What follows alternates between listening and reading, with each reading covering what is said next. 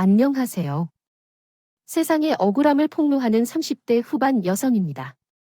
세상엔 수많은 사람들이 억울한 일을 당하고도 힘이 없어 불합리 앞에 굴복하거나 좌절하곤 합니다.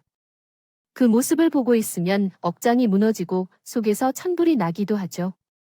제가 유독 제 일뿐만 아니라 다른 사람들의 억울함에 공감하고 앞장서는 데에는 오지랖이 아니라 나름의 사정이 있습니다. 저는 그런 제 과거와 제 성격에 얽힌 한 가지 사건에 대해 이야기해 보고자 합니다. 제 아버지는 지방에서 작은 사탕 공장을 운영했고, 엄마는 회사원이었습니다. 넉넉했고 외동딸로서 부모님의 사랑을 듬뿍 받으며 자랐기에 제 유년 시절은 행복한 기억이 가득했죠. 하지만 제가 12살 때 아버지의 사탕 공장이 망하면서 우리 가족의 불행은 소란스럽게 시작됐습니다. 김 사장 어디 있어? 내 돈 내놔. 아버지의 공장이 망한 후 하루가 멀다 하고 빚쟁이들이 집으로 찾아왔어요. 아버지 형제들은 우리가 잘 살 때 그렇게 친한 척을 하더니 아버지가 망하자 우리와 인연을 제일 먼저 끊어버리더군요. 다행히 공장과 집을 처분하고 전 재산을 더해 빚쟁이들의 빚은 갚을 수 있었지만 유 아버지는 모든 의욕을 잃고 술을 마시며 집에서 치닫습니다. 눈물을 훔치지만 제 앞에선 씩씩한 모습을 보이려 항상 노력하셨어요. 엄만 괜찮아. 경아야, 아빠는 지금 조금 지쳐서 쉬고 있는 거야. 그동안 엄마가 열심히 버티면 되니까. 우리 힘들어도 조금만 참자. 우리 경아, 엄마 믿지? 엄마는 열심히 가정을 돌보며 회사를 다니셨습니다. 저는 그런 엄마가 어린 마음에도 너무 안쓰럽기도 하고 한편으로 멋지기도 해서 열심히 엄마를 도왔어요. 엄마만 있다면 언젠간 아버지도 기운을 차리고 우리 가족은 다시 행복해질 거라고 믿어 의심치 않았죠. 하지만 제가 중학교에 들어가서도 아버진 여전했고 엄마는 점점 지치기 시작하시더니 여보, 이제 일 구할 때도 되지 않았어. 언제까지 이렇게 술만 마시고 있을 거야? 나도 힘들어. 제발 나 좀 도와줘. 엄마는 조금씩 웃음을 잃어갔고 아버지에게 제발 그만하라며 애원도 하고 화도 내셨습니다. 하지만 아버지는 여전히 그대로였죠. 어느 날 밤에 숨죽여 흐느끼는 소리에 놀라 잠에서 깨보니 엄마가 화장실 구석에서 울고 있더군요. 저는 그런 엄마에게 달려가 엄마의 마른 등을 꼭 껴안았습니다. 엄마, 울지 마. 왜 울어? 이런 모습 보여서 미안해. 우리 딸, 근데 경아야, 엄마 정말 너무 힘들어. 자식의 세상은 부모가 전부인데 믿었던 엄마가 무너져가는 모습을 보니 너무 슬프고 두려웠어요. 엄마, 혼자 힘들게 내버려 두는 아버지가 너무도 미웠죠. 그러던 어느 날, 제 전부였던 엄마는 영원히 제 곁을 떠나고 말았습니다. 아버지, 엄마가 안 일어나요. 제가 15살이던 어느 날, 엄마는 가족이 모두 잠든 사이 극단적인 선택을 하셨어요. 놀란 아버지가 구급차를 불러 엄마를 병원으로 옮겼지만 엄마는 이미 이 세상 분이 아니셨죠. 여보, 내가 미안해. 죽어 마땅한 놈은 난데? 왜 당신이 이런 힘든 선택을 했단 말이야? 아버지는 장례를 치르며 그제야 엄마를 부르면서 목 놓아 울더군요. 저는 이 모든 일이 아버지의 탓인 것만 같아 울며 불며 아버지에게 소리를 질렀어요. 우리 엄마 살려내요. 이제 와서 아버지가 올 자격이나 있어요? 난 아버지란 존재 필요 없으니까. 당장 아버지 대신 엄마 내 앞에 데려다 놓으라고. 그러지 마라, 경아야. 그러다 내 마음이 더 다친다. 서울에서 혼자 사시던 외할머니는 문남 동료 외동딸의 허무한 죽음에 슬퍼하면서도 저를 품어주려고 애쓰셨습니다. 장례가 끝난 후 엄마의 유품을 정리하던 우리는 그제야 엄마의 유서를 발견했어요. 그리고 그 유서의 내용은 참혹하기 이를 데가 없더군요. 거래처에서 뒷돈 받던 동료를 내부 고발한 뒤 상사들도 모두 한패였다. 걸 알게 된 날부터 내 회사 생활은 지옥이었다. 성과도 인정되지 않는 일들만 내 앞에 쌓여갔고 회사 사람들은 날 투명인간 취급했다. 난 학창 시절에도 당해보지 않은 집단의 괴롭힘을 당하고 있다. 화장실에서 물도 뒤집어 써보고 억울한 일로 중징계도 받았다. 마음 같아선 출근길에 차에 뛰어들어 회사에 가고 싶지 않았다. 하지만 내가 일하지 않으면 가족이 모두 굶어 죽기 때문에 난 일조차 그만둘 수가 없었다. 회사 사람들은 뒤에서 매일같이 날 쓸모없는 암적인 존재라고 수군대다. 난 정말 상상에 불필요한 인간일까? 유일하게 튀어나온 못이 되어 회사에도 피해만 끼치는 해악적인 사람일까? 그렇다면 차라리 이 한 목숨 끊어 식구들에게 입을 하나 덜어주는 일이 나의 유일한 쓸모이지도 모른다. 나를 세상 전부라고 말해주셨던 돌아가신 아버지가 보고 싶다. 이렇게 무책임하게 도망친 날, 우리 경아가 평생 용서하지 않길 바란다. 일기 형식의 유서엔 그동안의 엄마의 괴로움이 덤덤히 적혀 있었습니다. 엄마는 직장 내 괴롭힘과 엄청난 가스라이팅을 당하다 억울하게 스스로 목숨을 끊어 버리셨던 거예요. 그런데도 엄마의 회사 놈들은 아무 일 없었다는 듯 뻔뻔하게 엄마의 장례식장까지 찾아와 조문을 하고 간 겁니다. 이 개자식들, 내가 그놈들 싹 다 가만 안 놔둘 거야. 이거 증거로 뇌물수수로 싹 다 신고해 버릴 거라고 아버지는 오열하며 엄마의 회사로 쳐들어 가셨습니다. 그런데 엄마의 회사에 찾아갔던 아버지는 씩씩거리며 나갔을 때와 달리 아주 조용한 모습으로 돌아오더군요. 아버지의 손에는 종이가 한 장 들려 있었는데 그건 바로 더 이상 이 일을 문제 삼지 않겠다는 각서였어요. 조건으로 거기에 돈을 받고 말이죠. 아버지는 증거인 엄마의 유서까지 그놈들의 손에 넘겼다고 말하더라고요. 그 돈을 받았다는 말이냐, 자네? 지금 제 정신이야? 내 딸의 억울한 죽음을 돈 앞에서 모른 척 하겠다고? 아버지 미쳤어요.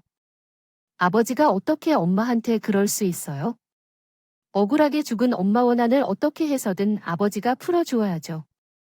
그게 아버지가 엄마한테 속죄할 수 있는 유일한 길 아니에요. 아버지가 못하면 수수 고발 내가 할 거예요. 그놈들이 신이냐? 내가 간 뒤로 이미 증거들 싹 다 처리했지. 그리고 장모님의 복수가 돈을 벌어다 줍니까? 이건 애엄마가 우리를 위해서 남겨준 유산이나 다름없다고요.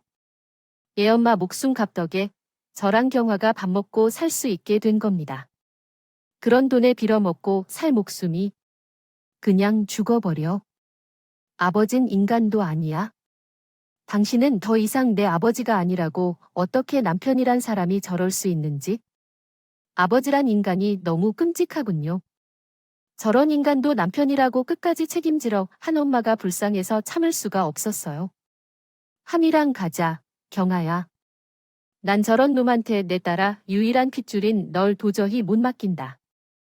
아버지에게 크게 분노한 건 외할머니도 마찬가지였습니다.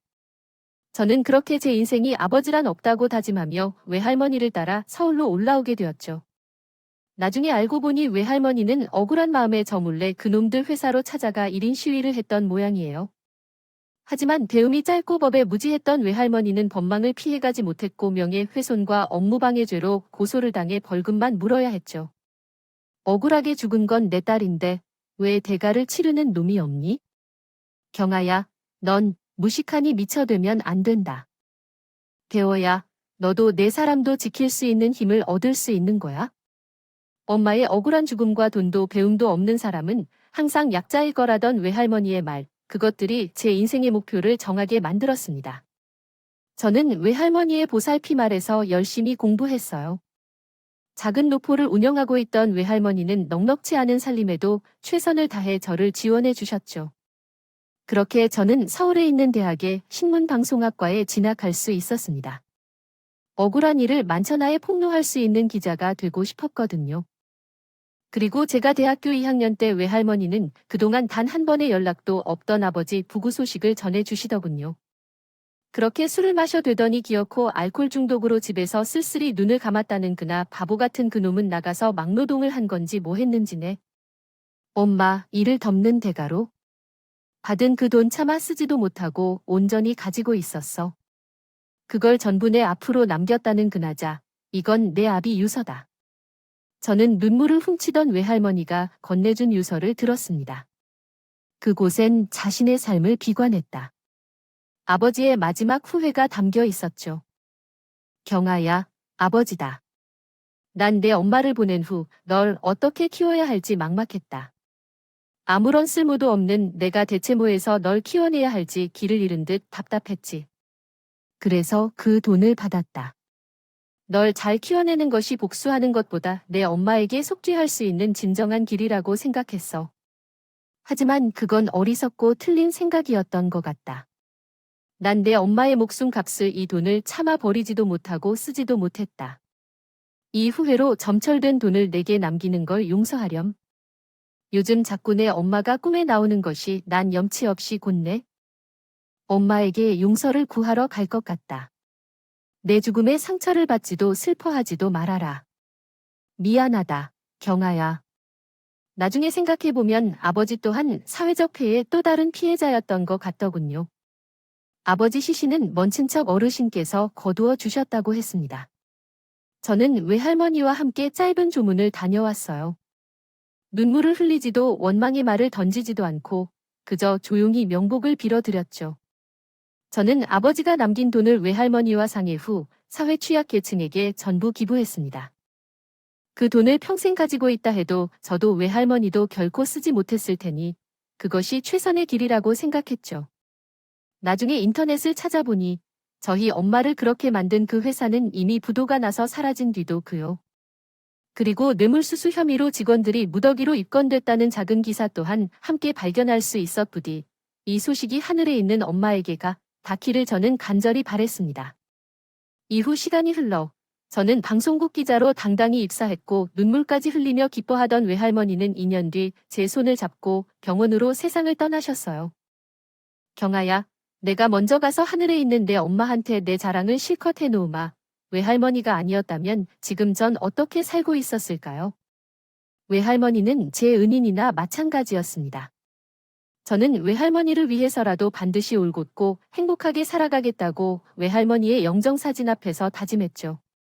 시간이 흘러 저는 중경에 다닌다든지 만나게 되었습니다. 저는 노숙자를 구한 의인을 취재하러 갔었는데 그 의인이 바로 그 남자였어요. 인터뷰가 끝나자 그 남자는 제게 이렇게 말하더군요. 말은 번지르르하게 약 잘 돕고 싶다. 어쩐다 했지만 사실 전 제가림도 못하는 놈이에요.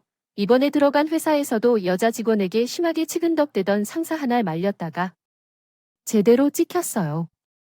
그 놈이 회사 실세인 걸 미처 몰랐지 뭡니까?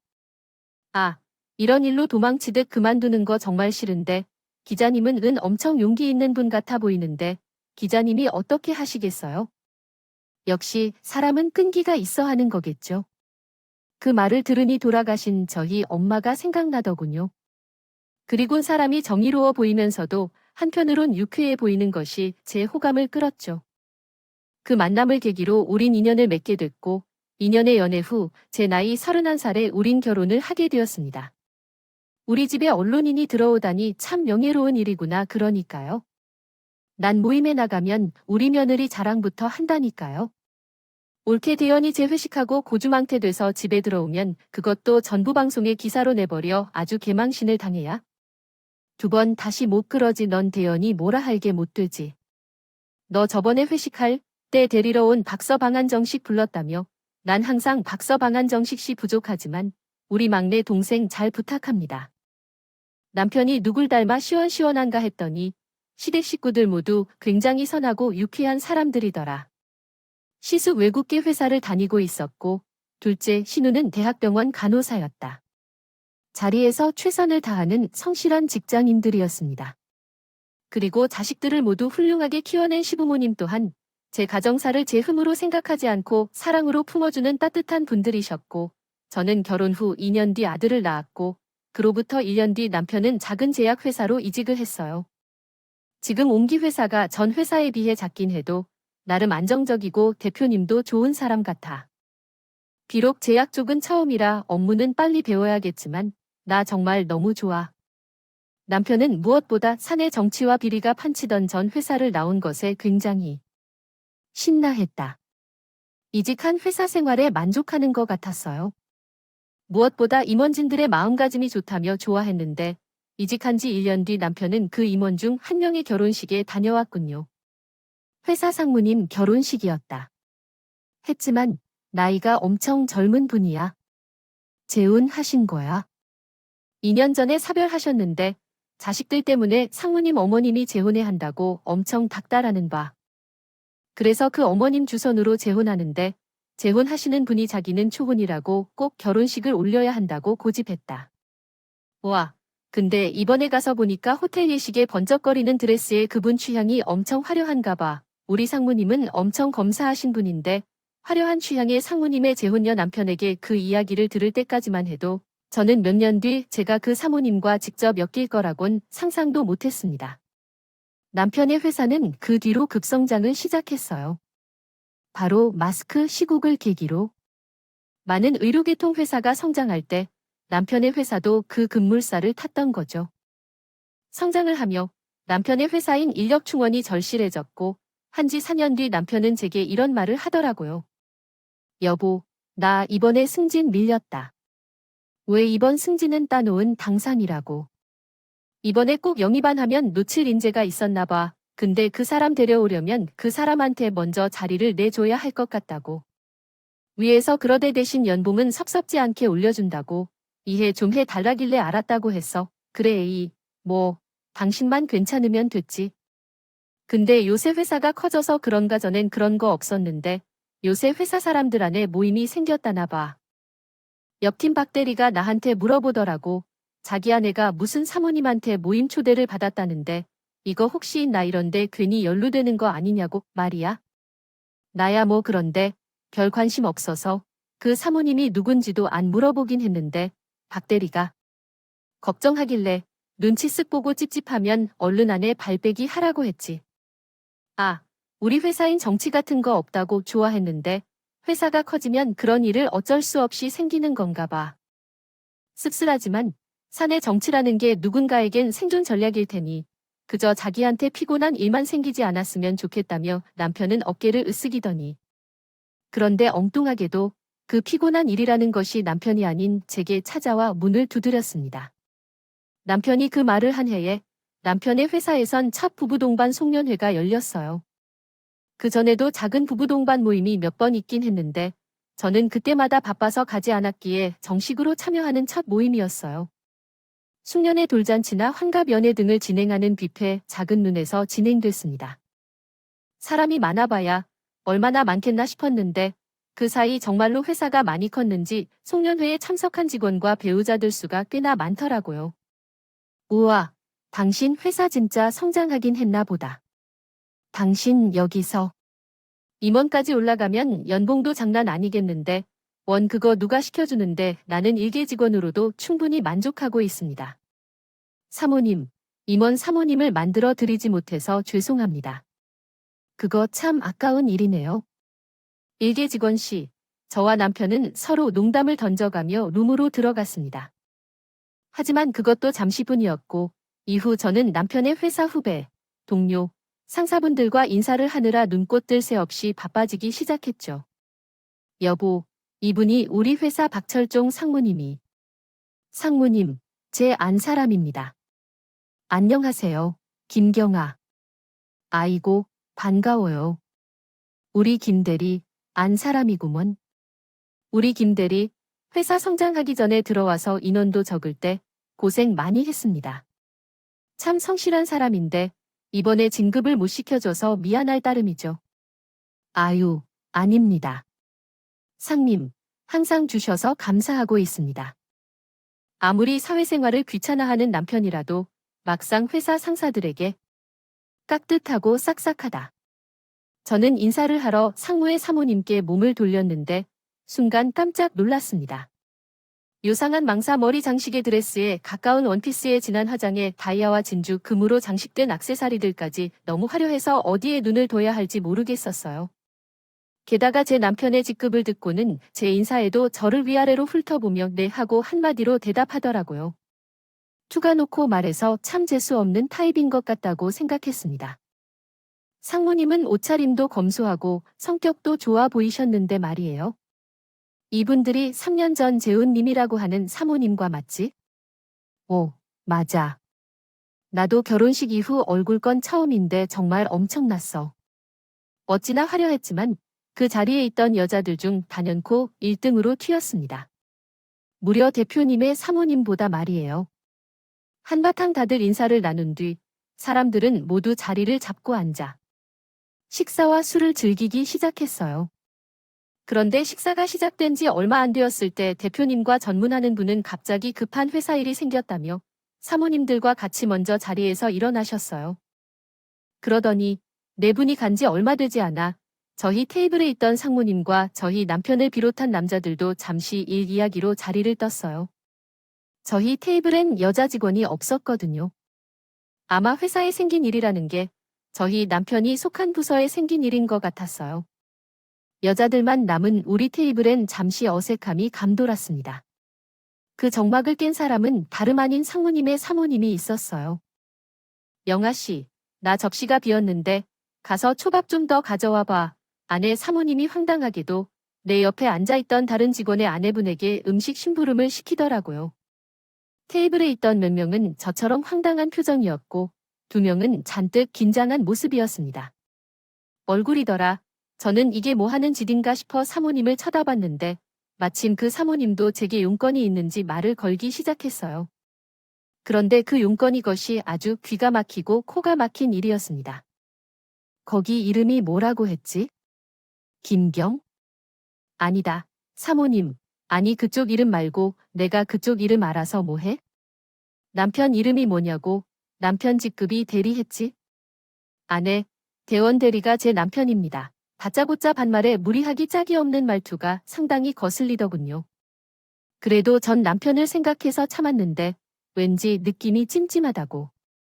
그전엔 조용하더니 상무님과 직원들이 자리를 비우자마자 다른 직원 아내에게 심부름을 시켜대고 저에게도 반말로 말을 거는 걸 보니 무슨 꿍꿍이가 있겠거니 싶었죠. 그래서 전 직업적인 본능으로 몰래 휴대폰 녹음 기능을 켰습니다. 그래, 대리. 그쪽 남편 나이가 조금 30대 후반이나 40대 초반이나 돼 보이는데 아직도 대리야? 어지간히 능력이 없나 봐. 남편의 일은 제가 잘 몰라서요. 능력과 운이 따라주면 어련히 알아서 진급하지. 대리의 진급일까지 신경 써주셔서 감사해요. 사모님 시비 거는 건지 뭔지 왜 저런 말을 저한테 해나 싶었지만 남편의 상사 아내이니 저는 꾹꾹 성질을 눌러내렸습니다. 최대한 예의를 차려 그 대화를 빨리 끝맺음하고 싶었죠. 하지만 그 불쾌한 대화는 이후부터가 본격적인 시작이더라고요.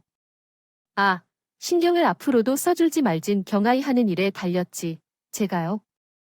어떤 일을 말씀하시는 걸까요? 사람이 왜 그렇게 눈치가 없어? 내 남편이 상무인 거 알지? 나한테 잘 보이면 내가 남편한테 얘기해서 그쪽 남편 승진시켜줄 수도 있다. 소리야, 여자들. 내조라는 게 사회생활하는 남자들한테 굉장히 중요하잖아. 아, 내가 요새 취미로 골프를 시작했는데 요새 골프채가 그렇게 잘 나온다네. 근데 난 영문이 아니라 뭐가 좋은 골프채인지 알 수가 있어야지.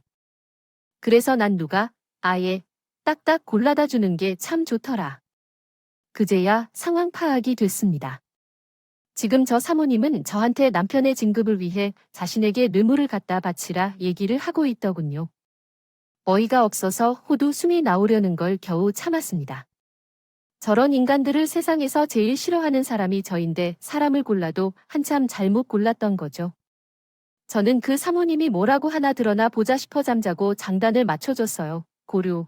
아 그럼 정말로 사모님이 제 남편 승진시켜 주실 건가요? 이제야 말이 좀 통하네.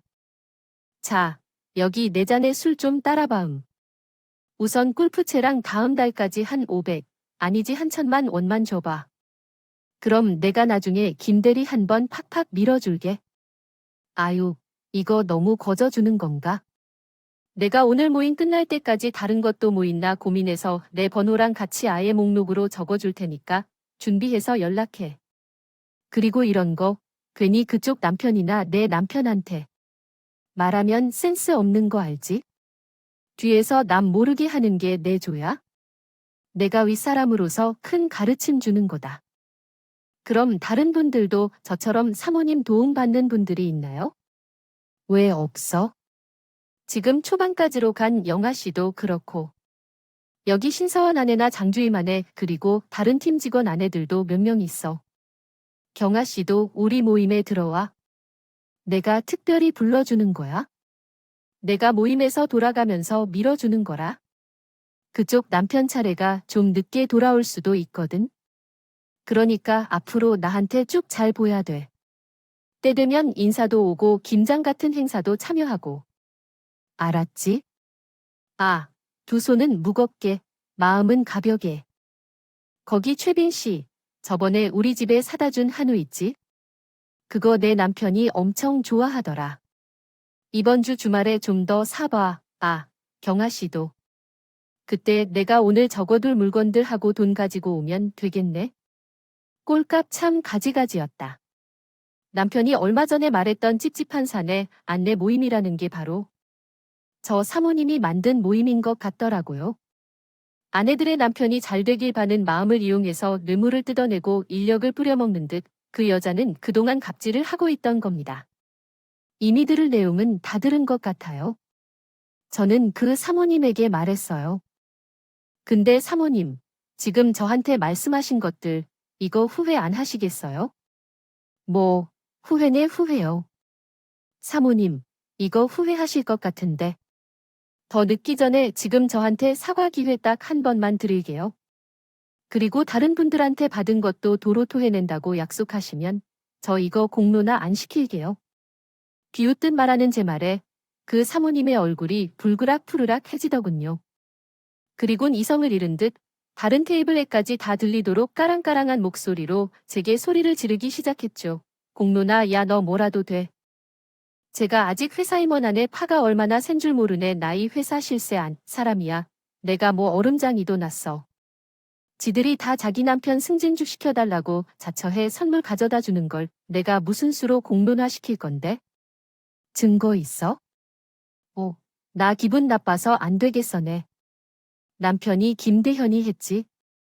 내가 내 남편한테 말해서 내 남편 출세길 다 막아버릴 거야? 이게 다 무슨 소리야? 바로 그때였습니다. 다른 테이블의 이모까지 전부 우리 테이블로 집중됐을 때 마침 일 이야기가 끝났는지 남편과 상무님을 비롯한 남자 직원들이 들어오더군요. 그리고 노발대발하고 있는 자신의 아내를 본 상무님은 잔뜩 화가 난 표정으로 그 여자에게 묻더군요. 내가 지금 마지막 말밖에 못 들었는데 당신이 뭐 나한테 말해서 누구 새끼를 막는다고? 당신이 뭔 통해서 영향력을 행사하려고 들어? 내가 상무지국어 내가 오지 못하게 하라고 했더니 아예 나서서 뒤에서 그런 말을 하고 다녔어. 상무님은 자신의 아내가 먼저 직원 아내들을 찾아가 뇌물을 요구했을 거라곤 생각도 못하고 있는 것 같더군요.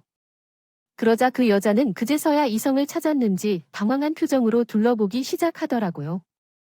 아니, 내가 괜히 그런 말을 한 게 아니라. 김대리 아내가 너무 나한테 무례하게 구니까 나도 홧김에 그런 말한 거죠. 경아 씨, 우리 여기 나름 공적인 자리인데 서로 예의는 지키자고요. 뭐야, 당신 상무 사모님이랑 무슨 일 있었어? 그 여자의 말에 제 남편은 제게 의아한 듯 물었습니다. 저는 그런 남편의 말에 어두움 지으며 상무님에게 이렇게 말한 후 녹음된 대화 내용을 그 자리에서 재생시켰다. 상무님, 제가 사모님께 무례한 원죄를 한 건 사실입니다. 그런데 그렇게 된 전말을 상무님께서 아셔야 할 것 같아요. 찬물을 끼얹은 듯 조용해진 공간은 제 휴대폰 속에 녹음된 그 여자의 앙칼진 목소리로 전부 채워졌습니다. 재생이 끝나자 그곳은 점차 옹성거리기 시작했고 상무님의 얼굴은 치욕으로 인해 뻘겋게 달아올랐어요. 당신, 여태까지 그럼? 직원들 아내가 먼저 찾아온 게 아니라 당신이 먼저 뇌물을 요구하고 다녔어. 저번부터 자꾸 누구 승진시켜달라, 누구 연봉을 올려달라 이상한 말을 해 되더니 전부 그 아내들 뒷돈 받고 선물 챙겨받고 했던 거야? 나도 모르게 그런 일들을 저질렀다고? 당신 미쳤어. 그리고 당신이 뭔데 김대리 승진시키네 만내해? 김대리는 승진에 밀린 게 아니라 양보한 거야? 저 사람 연봉이 얼마나 되는 줄 알고 주제 넣게? 그딴 소릴래? 그게 A씨야. 구렁이 같은 게? 그건 또 언제 녹음했어? 너 이리 와서 상무님이 마구 화를 내자 당황하던 그 여자는 목표물을 저로 변경하더라. 하지만 전 당황하지 않고 냅다 그 여자의 목덜미를 잡아채 그 여자를 가로막았습니다. 그리곤 버둥거리는 그 여자에게 제 정체를 밝혔죠. 이건 제 소중한 자료로 쓸게요. 저 방송국 기자든 뭐기 기자 그러자 그 여자는 우습게도 거든 두 팔을 뒤로 해 마치 열중쉬어 자세처럼 가지니 목은 그 자세 그대로 얼어붙더라고요. 저는 그제야 그 여자의 목덜미를 놓았고 핸드백의 명함 지갑에서 명함을 꺼내 그 여자에게 건넸습니다. 명함을 통해 제 정체를 다시 한번 확인한 그 여자는 겁에 질린 표정으로 저를 바라보더니 사모님은 제가 들린 마지막 기회를 차버리신 겁니다. 저 사모님 뇌물 및 금품수수로 고발할 거예요. 그리고 이거 제가 정식으로 기사 낼까요? 사모님 덕에 이만큼 큰 회사 다시 와르르 무너지게. 저는 세상에서 재력과 권력을 자기 이익을 위해 휘두르고 사람들을 겁박하는 사람이 제일 혐오스러운 사람이에요. 힘과 돈이 있으면 그걸로 다른 사람들의 존엄성을 짓밟아도 된답니까? 그런 권린 대체 누가 준 거죠? 어디 이거 방송 내서 세상 사람들한테 물어볼까요? 고고. 고발 미안해 경아 씨. 아니, 죄송해요. 기자님, 전 그냥 사람들을 돕고 싶은 마음에 그냥 그 수고비로 조금 챙긴다는 게 마음이 과했던 거예요. 아니, 세상 사람들 다 이 정도 이득은 보고 사는데 한 번만 봐주세요. 네, 그러니까 그 이득을 왜 다른 사람한테 피해를 주면서 취하냐고요? 상무님, 정말로 사모님, 이런 행동들 전부 모르셨나요? 저, 이런 부정행위를 본 이상 기자로서 절대 그냥은 못 넘어갑니다. 이거 어떻대? 제가 방송국에서 기사 낼까요? 아니면 사모님이 저뿐만 아니라 다른 분들한테 무릎 꿇고 사과하실래요? 죄송합니다. 경아 씨, 저는 정말 이런 일 상상도 못했어요. 저희 회사가 크면서 제 안 사람이 갑자기 돈 방송에 앉게 돼서 정신 못 차리고 속된 말로 꼴값을 떨었던 모양입니다. 제가 집안 단속을 잘못해도 크게 잘못했어요. 당신, 얼른 내 말대로. 당신이 어때? 갑질했던 사람들한테 전부 무릎 꿇고 사과해. 이게 무슨 개망신이야? 일 공론화되면 회사가 얼마나 큰 타격을 받을지 알아? 이거 회사가 우리 상대로 소송을 걸 수도 있어. 소송 아이고. 기자님, 정말 한 번만 봐주세요. 네, 여영아 씨, 최빈 씨 그리고 다른 아내분들 모두 제가 미안합니다. 내가 정말 잘못했어요. 상무님의 말에 가뜩이나 겁에 질린 그 여자는 덜덜 떨며 무릎을 꿇고 사과를 시작했습니다.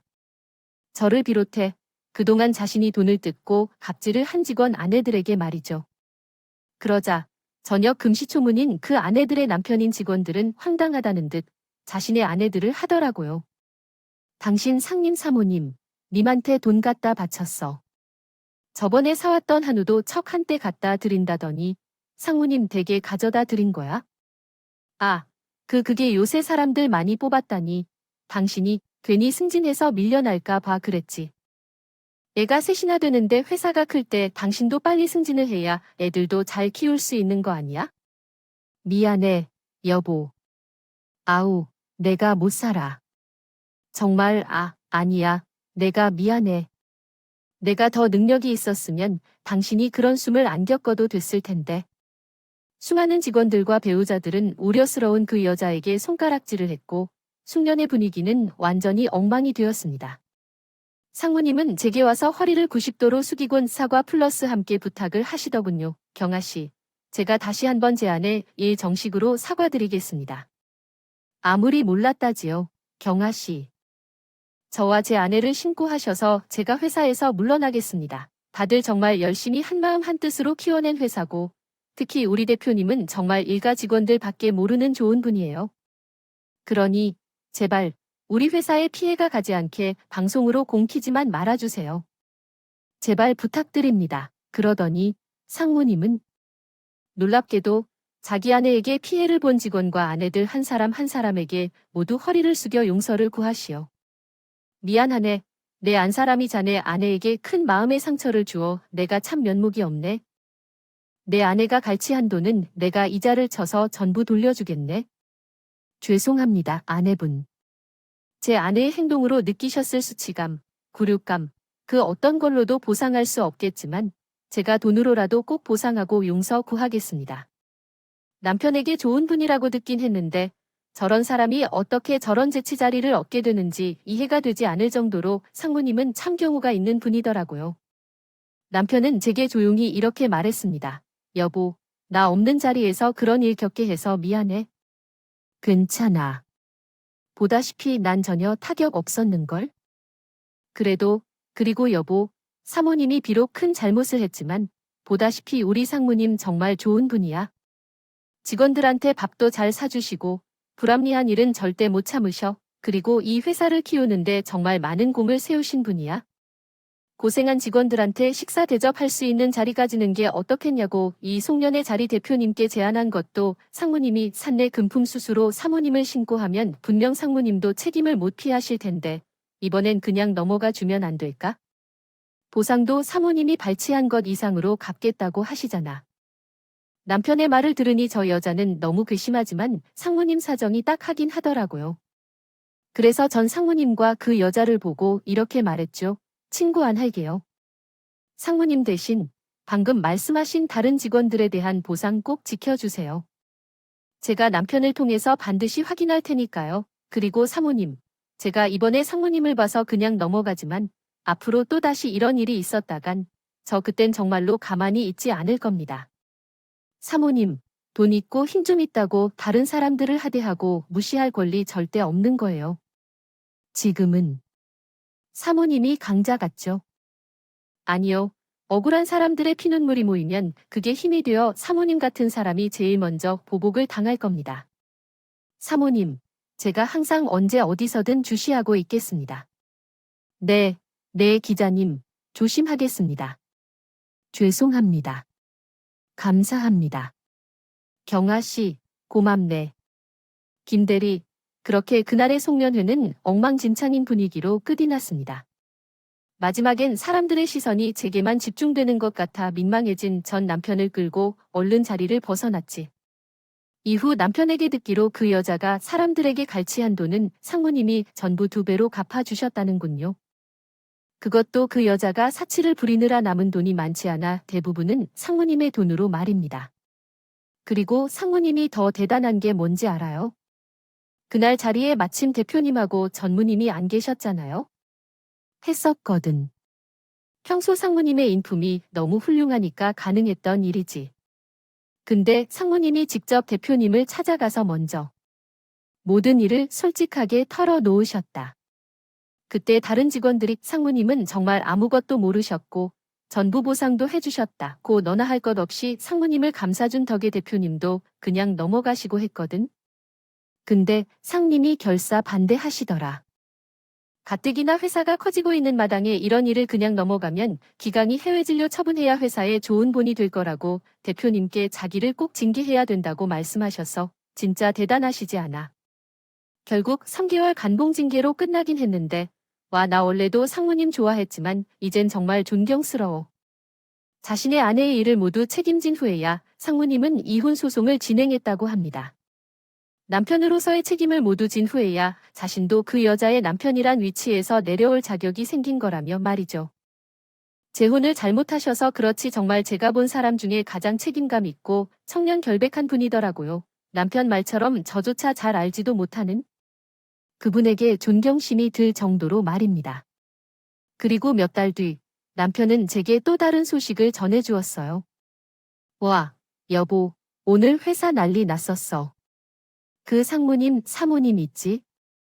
친정으로 쫓겨났다고 들었는데 자긴 끝까지 이유 못한다고 오늘 회사까지 찾아와서 난동 부리고 아주 난리도 아니었어.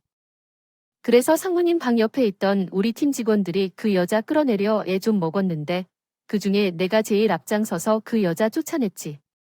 경찰에 신고까지 당해서 마지막에 경찰한테 끌려가는데 나 몰래 그 여자한테만 보이게 메롱해줬다. 뭐, 당신 너무 유치한 거 아니야? 그럼 어떡해? 그 여자가 당신한테 무례하게 굴었던 거 나 제대로 못 갚아줘서 앙금 남아 있었단 말이야. 난 무시해도 되지만 감히 내 아내한테 그런 말을 하다니. 얼마나 내 속이 부글부글했는데. 아, 그래, 고맙다, 고마워. 아무튼 그래서 오늘 직원들한테 미안하다고 상무님이 우리 팀 사람들한테 회식 쏘신대서 나 오늘 늦어 나보고 싶어도 좀 참아. 그렇게 그 일이 있은 지 딱 1년이 지난 지금 저는 여전히 남편과 함께 장난스럽고 행복한 나날을 보내고 있습니다. 남편은 얼마 전 과장으로 승진을 했어요. 원래도 은이 놀랍진 않았지만 그래도 남편이 좋아하는 오리고기 사다가 축하해 주었죠. 남편은 7살이 된 아들과도 아주 잘 놀아주는데 얼마 전엔 만나 영웅 얘기를 하다 둘이 이런 대화를 하더라고요. 아빠는 무슨 영웅이 제일 좋아요? 아빠 아빠는 엄마. 에이, 엄마가 무슨 영웅이에요? 엄마. 엄마지. 모르는 소리 마라. 아빠가 직접 봤어. 엄마가 엄청 멋지게 악당을 때려 눕히는 모습 말이야. 아무리 멋진 새 영웅이 나타나도 아빠한테 제일 멋진 영웅은 바로 우리 한별이 엄마야. 아내가 영웅이라고 말하는 남편과 눈을 동그랗게 뜨고 저를 보는 아들을 보니 그렇게 행복할 수가 없더라고요. 남편은 시댁에 가서도 당시 일을 자랑스럽게 이야기하더군요. 우리 집 사람 덕분에 그날 이후 우리 회사 산내 정치고 인사비리고 뭐고 아예 싹이 없어졌어. 원래도 좋은 회사였는데 요새 청년 그 자체라 그네가 우리 아내 덕에 요즘 직장 만족도가 최상이에요. 재수 씨, 너무 멋져요. 올해 저희 회사 송년회에도 좀 와주시면 안 돼요? 재수 씨가 타파해줘야 될 악당들이 한둘이 아니에요. 올케 우리 병원부터 좀 쳐들어와죠. 우리 병원에 진짜 아주 얄미 의사가 하나 있단 말이야. 삼남의 너스를 들으며 시부모님과 시숙님의 아내인 형님 그리고 심해부 다들 웃음을 터뜨렸습니다. 시댁 식구들은 그렇게 여전히 보고만 있어도 마음이 따뜻해지는 난로 같은 존재로 제 곁에 머물러 있죠. 가끔은 저희 시댁 식구들과 우리 남편 그리고 아들을 보면서 돌아가신 외할머니와 엄마가 저를 걱정해 보내준 천사들이 아닐까요? 그런 생각도 해보곤 하네요. 상무님은 남편을 통해 가끔 제 안부를 묻고 하세요. 좋은 일로 엮인 것도 아니니 따로 찾아뵙거나 하진 않지만 남편에게 들어보니 상무님은 전보다 훨씬 잘 지내시는 것 같습니다. 이전에도 그 여자의 사치 때문에 스트레스가 심하셨던 모양인데 이혼을 한 지금은 스트레스의 근원이 없어졌으니 전보다 훨씬 마음이 편하다고 하셨다네요.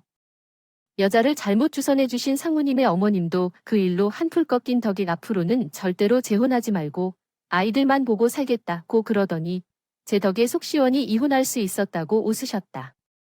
저는 괜히 제가 뭐라도 된 것 마냥 상무님께 떠들어대던 장면이 떠올라 얼굴이 새빨갛게 달아오르더군요.